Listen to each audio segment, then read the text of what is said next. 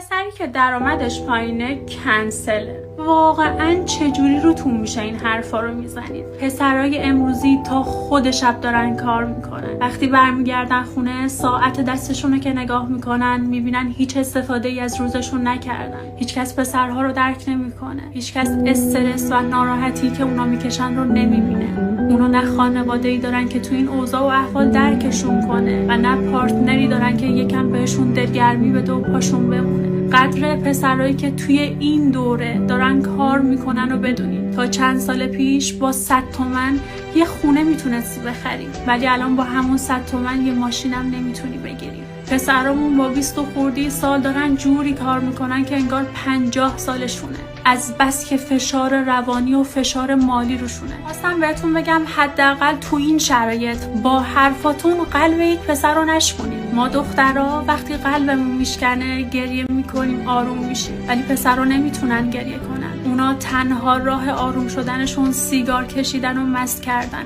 پس ازتون خواهش میکنم حواستون به مردای زندگیتون باشه.